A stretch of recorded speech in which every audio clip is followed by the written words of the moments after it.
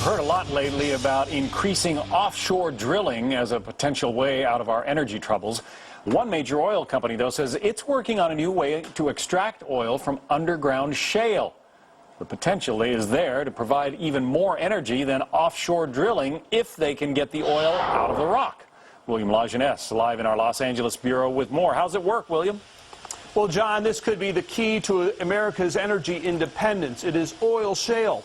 Indians called it the rock that burns, and at the right temperature, trust me, it does. Now, while this rock is filled with promises, the oil inside right now is locked up by science and politics.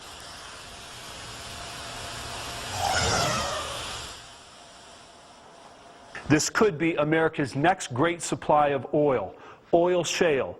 It originates 2,000 feet underground in mines like this one in Utah, Colorado, and Wyoming. There lies the equivalent of about 800 billion barrels of recoverable oil. That's more than 3 times larger than the proven oil reserves of Saudi Arabia. We should invest in the technology that can help us recover more from existing oil fields. Speed up the process of recovering oil and gas resources from shale formations in Montana and North Dakota. Republicans and Democrats alike promote shale oil as an alternative to our dependence on foreign oil. But is that realistic? This is the liquid from shale oil. Shell has sunk $200 million and 30 years into shale oil research, but so far not a single drop for commercial sale. Why? Squeezing oil from these rocks is not clean, easy, or cheap. In the past, companies strip mined shale just like coal, but couldn't make it profitable.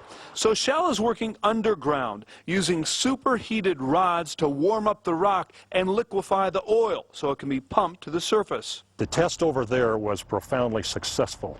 Now the company believes it can draw up to 1 million barrels of oil from a single acre of shale. But production is still years away at best. Very honestly, I believe it'll be the middle part of the next decade before Shell makes a commercial decision.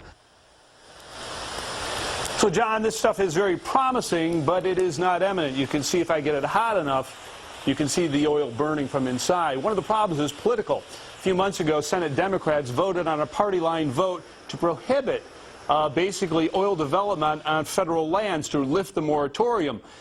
They say for environmental concerns. As a consequence, John, a lot of companies are reluctant to invest more money into this technology unless, of course, they know there's some payoff in the end.